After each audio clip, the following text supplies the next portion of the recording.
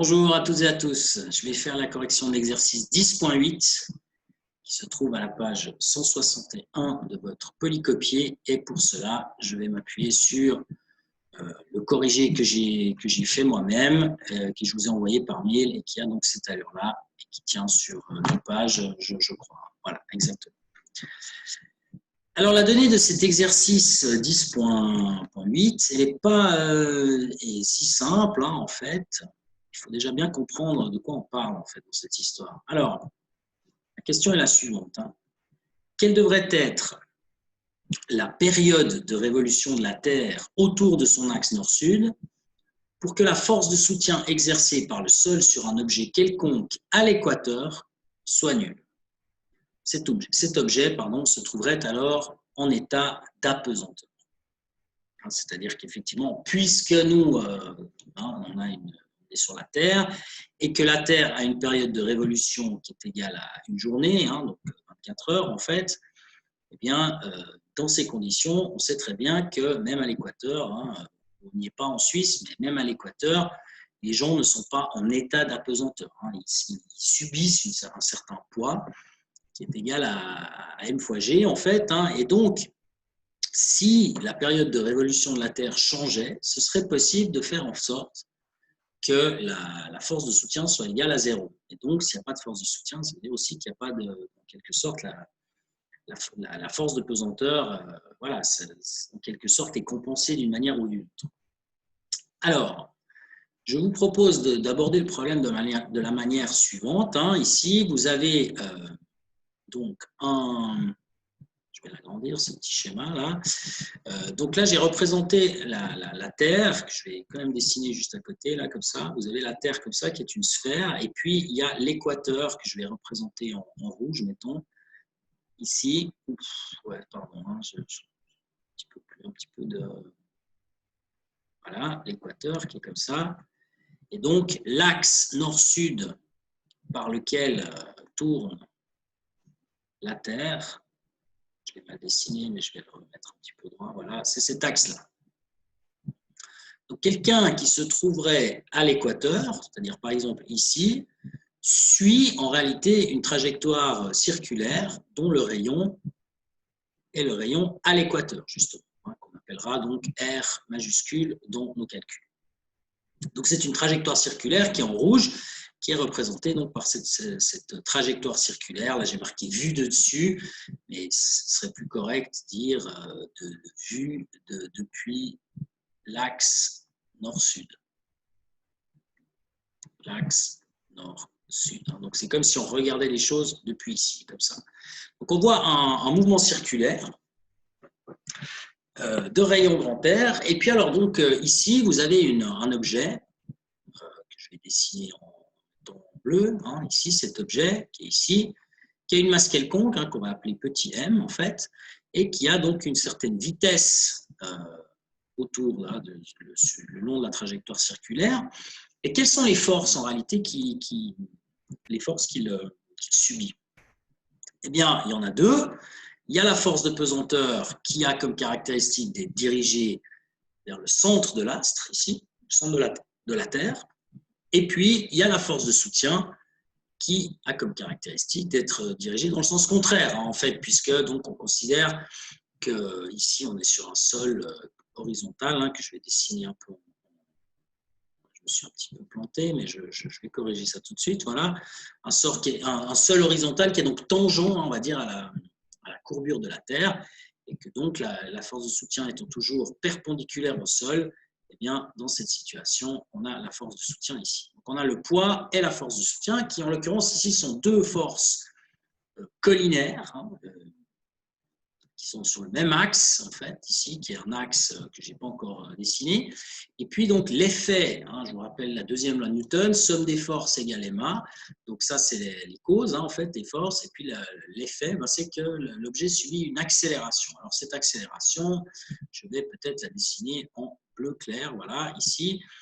Et c'est une accélération, évidemment, qui, comme les deux forces sont collinaire et dirigé sur une direction qui passe par la droite, qui relie ce point, la position de l'objet et le centre de de la Terre.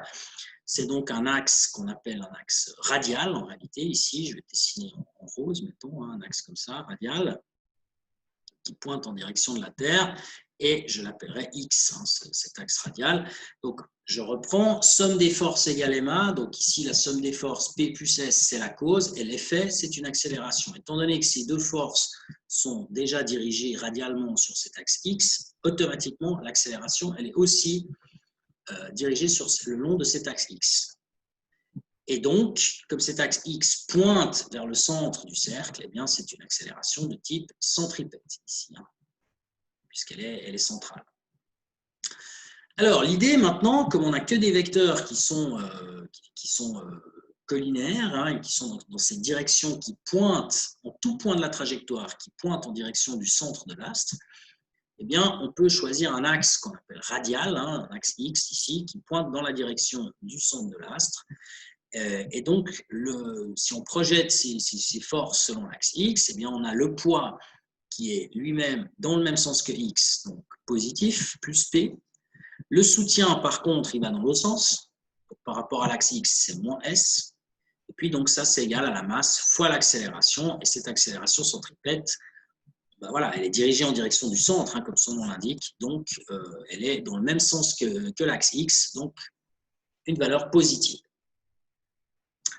Alors, nous, ce qu'on veut ici, c'est la question, elle porte sur la force de soutien. Donc, on veut faire en sorte que la force de soutien s'annule, en quelque sorte. C'est ce qui est marqué. Alors, comment faire ça, ce genre de raisonnement? Eh bien, déjà, on va sortir la force de soutien de l'équation. Donc, en fait, ici, un tout petit peu d'algèbre. On passe la force de soutien de ce côté en faisant plus S. Et donc, on aura P égale M fois AC plus S, et puis ensuite on enlève le M fois AC, hein, c'est-à-dire ce terme, on le passe de l'autre côté, et donc on trouve que S est égal à P moins M fois AC. Première chose. Alors maintenant on peut remplacer les choses, parce qu'on sait que P sur Terre c'est M fois G, et puis on sait aussi que l'accélération centripète c'est égal à V carré sur R, hein, le R étant le rayon de la trajectoire et V étant la vitesse de cet objet. Donc, on remplace les choses ici, hein, c'est ce que j'ai fait à la deuxième ligne. Donc, ici, P égale mg, et puis l'accélération centripète égale V carré sur R. Donc, on obtient cette expression ici. On voit que dans les deux termes, à droite, il y a m, qui est donc, je rappelle, la masse de l'objet quelconque qui est à la surface de la Terre. Et donc, on met ce m en évidence, et il va rester g moins V carré sur R. Que j'aurais dû faire d'ailleurs en vert, hein, pour être cohérent avec le code de couleur que j'ai utilisé. Alors là, on pourrait déjà faire un premier raisonnement à ce stade. J'ai choisi, donc corrigé, d'aller encore un petit peu plus loin, puisque donc l'idée, c'est de trouver une condition sur la période, et que là-dedans, dans cette formule ici, hein, on n'a pas la période encore qui est apparue, donc je vous propose de la faire apparaître, hein, en fait, à ce stade ici.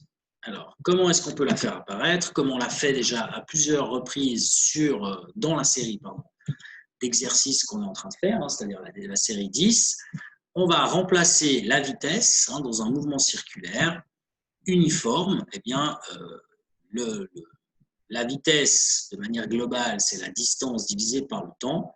Et par exemple, si la distance, c'est le périmètre, donc le tour complet, c'est 2π fois r, bien, le temps qu'il faut pour parcourir le périmètre, c'est ce qu'on appelle justement la période. Et c'est la question, hein, c'est ce que vaut cette période, hein, c'est ça en fait l'idée. Donc cette formule, elle est ici, et je vais donc la substituer là-dedans. Donc on a déjà V carré égale 2 au carré, ça fait 4, pi au carré, ça fait pi carré, R carré, ça fait grand R carré sur T carré. Et comme on divise tout ça par R encore, eh bien il y a 1, hein, c'est comme si on mettait un R ici. Et puis, du coup, on peut simplifier là. Et donc, en définitive, bon, là, c'est plus égal. Hein, c'est pas très rigoureux ce que j'ai fait, je reconnais. Donc, je vais faire ça un petit peu mieux. Vous avez le S ici, qui est égal à la masse, qui est là, fois G. Bon, là, c'est bon. Hein, on est bon. Et puis maintenant, il y a V carré sur R. Donc, c'est ça qui n'a pas été fait de manière très rigoureuse. V carré sur R, c'est en fait, V carré, c'est ça au carré, donc 4 pi carré r carré sur t carré, et encore sur r. Et donc, du coup, on peut simplifier 1 dr ici avec le 1 dr qui est en haut. Et donc, il va nous rester, en définitive, je vais l'écrire là, 4 pi carré fois r sur le t carré. C'est l'expression qu'il y a ici. Donc, voilà ce que devient notre force de soutien, ici et là. Voilà. Alors, ça, c'est en fait la réalité des choses. C'est comme ça que ça se passe. Nous, étant à la surface de la Terre, on subit deux forces, le soutien et la force de pesanteur, ou plutôt l'inverse, mais peu importe. Et puis, donc, on tourne à la surface de la Terre, donc on a aussi une accélération centripète qui fait qu'on suit le mouvement à la surface de la Terre. Donc, notre force de soutien, celle qu'on subit, elle est donnée par ceci, cette formule-là, clairement. Alors, là, je propose de faire une toute petite remarque par rapport à cette formule que je vais garder voilà, ici. Et la remarque consiste à calculer justement le terme de l'accélération centripète. Ça, c'est en fait l'accélération centripète. Ça, c'est V carré sur R avec la substitution de V qu'on a fait tout à l'heure. Alors, il se trouve qu'à l'équateur, le rayon de la Terre, il est de 6,378 fois 10 puissance 6. Ça, vous pouvez le trouver dans votre formulaire étable orange, là. Ça se trouve, encore une fois, vous allez regarder dans les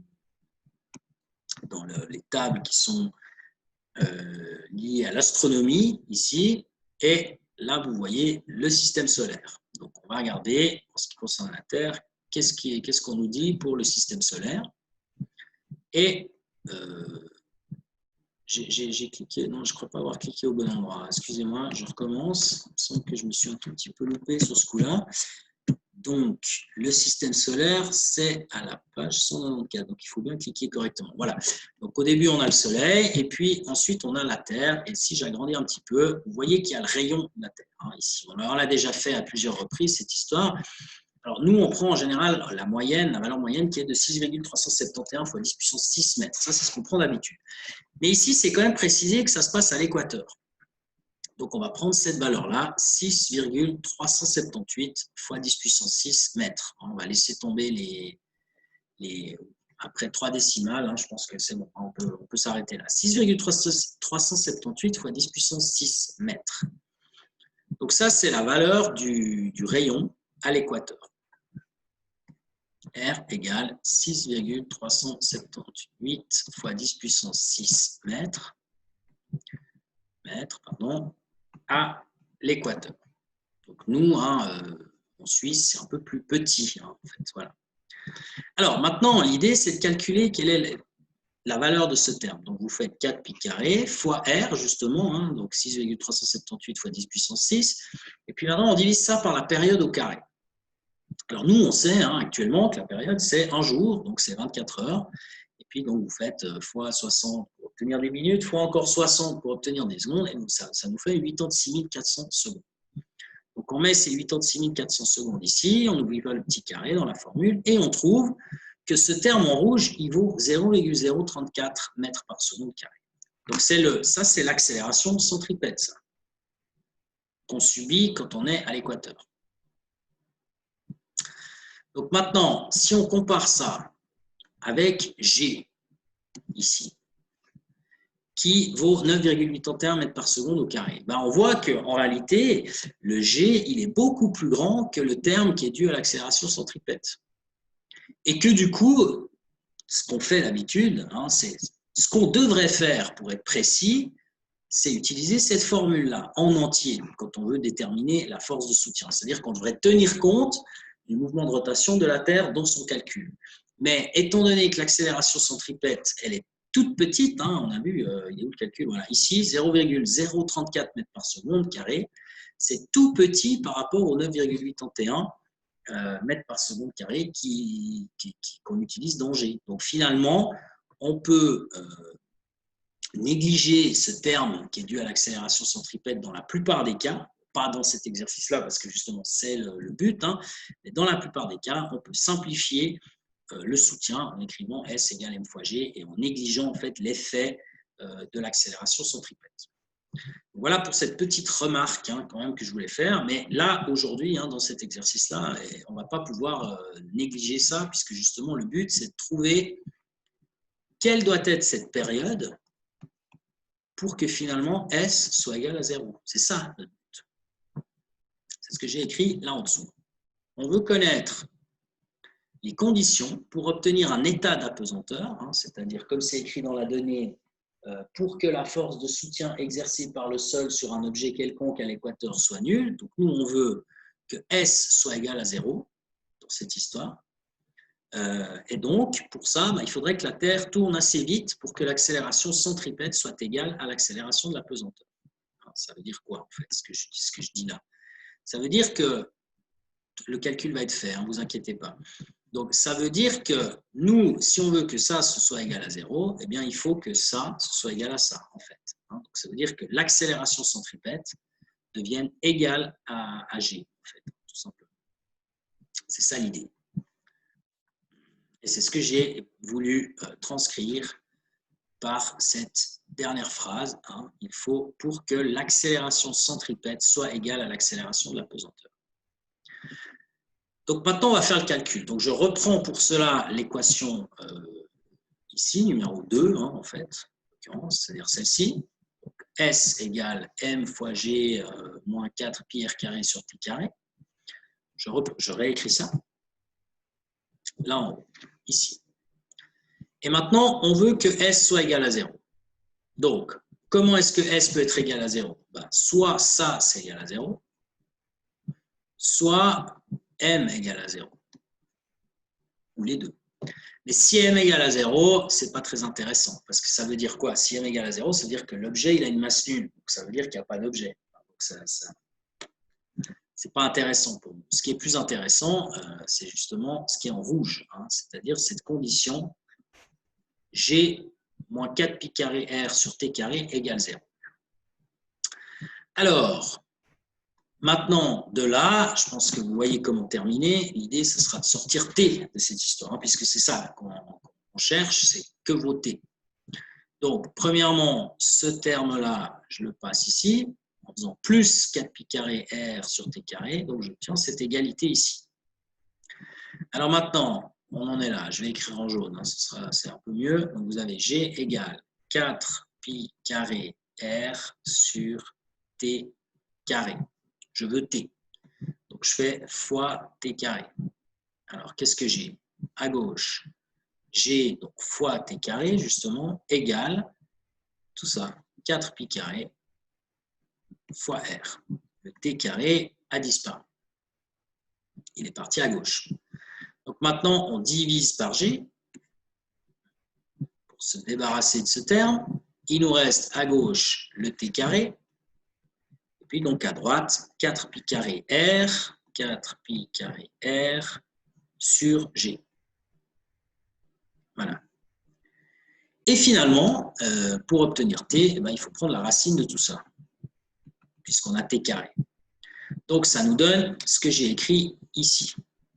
Attendez, je vais tout... c'est ça en fait. Donc T égale toute la racine de 4 pi carré R sur G. Alors, racine de 4 pi carré, c'est en fait 2 pi. Donc on peut sortir 2 pi de cette racine. Et puis, donc, ce qui reste quand même sous la racine, c'est le rapport R sur G qu'on retrouve ici. Donc là, on a une jolie petite formule qui nous permet donc de calculer la période de rotation pour que S égale 0. Pour que S soit égal à 0. Donc maintenant, comme le cas de figure se présente, on demande d'étudier la situation à l'équateur, on prend le rayon à l'équateur. Donc, encore une fois, 6,378 fois 10 puissance 6 mètres, qu'on peut aller chercher dans l'état numérique. Bon, cela dit, si on ne prenait pas à l'équateur, ça ne changerait pas grand-chose, il me semble. Enfin bon, ouais, quand même si, parce qu'il faudrait... Si, ça changerait les choses. Il faudrait prendre en compte la latitude. Non seulement la variation du rayon, à cause du fait que la Terre n'est pas une sphère parfaite, mais elle est aplatie au pôle, mais en plus, il faudrait prendre en compte phénomène de l'angle, en fait, de la latitude. Hein. Si je vous refais la Terre ici, vous avez l'équateur comme ça. Et puis si maintenant on prend non pas un point qui est à l'équateur ici, mais un point qui se trouve à une certaine latitude, hein, vous avez voilà, l'axe comme ça, une certaine latitude qu'on appelle en général phi, eh bien cet objet il tourne sur un rayon qui est en fait un rayon qui est ce rayon-là. Ce rayon, il est plus petit ici parce qu'il est donné par, hein, c'est cette histoire-là en fait, hein, c'est cette longueur-là en fait. Le rayon, c'est en fait le rayon à l'équateur, le rayon de la Terre, le vrai, disons, fois le cosinus de la latitude. Donc, quand c'est à l'équateur, ça c'est égal à 1. Et si c'est pas à l'équateur, c'est pas égal à 1. Puis en plus, il y a la variation du rayon. Donc voilà, il faut vraiment faire les choses à l'équateur. Hein, c'est vraiment, ça simplifie nettement la donne. Et donc c'est ce qui est fait hein, finalement dans cet exercice. C'est clairement indiqué que ça doit être fait à l'équateur. Donc on n'a pas ce souci, on n'a pas à se soucier de ce problème. Bref, je reprends mon développement, donc on en est là, on est à la période, c'est 2π fois donc, le rayon à l'équateur, 6,378 fois 10 puissance 6 mètres, et on finit par diviser par g. En fait, on finit par prendre la racine d'ailleurs hein, de tout ça. Et donc, si vous faites le calcul, vous trouvez 5066 secondes. Alors, 5066 secondes, ça fait quoi hein? Donc, vous avez 5066 secondes, on a fait ça en début d'année, vous divisez par 3600, parce qu'il y a 3600 secondes dans une heure. Hein. Donc, on peut faire le calcul ensemble, là, vite fait. Bon, j'ai donné le résultat. Vous divisez par 3600, ça vous fait 1,407. Donc, ça fait 1 heure. C'est le 1 heure qu'il y a ici. Plus, allez, on va dire 0,407 heures. Donc, 0,407 heures, c'est moins qu'une heure. Donc, on enlève 1 hein, maintenant, puisqu'on a tenu compte. Donc, 0,407, on fait x 60. Donc, si vous faites x 60, ici, vous trouvez le nombre de minutes. C'est marqué 24,433. Vous faites 24 minutes, plus un petit chouïa. Et ce petit chouïa, c'est 0,433 périodique. Hein, puis ça, ce sont aussi les minutes en réalité. Donc, on fait moins les 24 qu'on a obtenus. Et puis, c'est 0,433. Si on veut savoir combien ça fait de secondes, on fait encore x 60, puisqu'il y a encore une fois 60 secondes dans une minute. Et là, on trouve 26. Voilà. Donc, 26 secondes. Donc, on en est là, 24 minutes, 26 secondes, 1 heure. C'est le résultat. Bref, 5066 secondes, ça suffisait comme résultat. Pourquoi est-ce que j'ai transformé ici en heure hein? Ben, c'est pour comparer finalement avec la vraie valeur. Hein. Nous, on sait que la période, c'est 24 heures pour nous. Si la Terre, au lieu de tourner en 24 heures, elle tournait donc la même planète, hein, même rayon, tout ça, géométriquement la même chose. Si elle tournait en 1h24 minutes et 26 secondes autour d'elle-même, eh bien, dans ce cas-là, on n'aurait pas de force de soutien, c'est-à-dire que l'accélération centripète compenserait en quelque sorte l'accélération de la pesanteur. Alors, ce serait des journées combien de fois plus petites? Vous faites 24, hein, ça fait à peu près 1h30, hein, grosso modo, on peut dire ça, que c'est 1h30 hein, en fait, égale environ 1h30 minutes, voilà, donc 1h30, hein, 1,5 heures.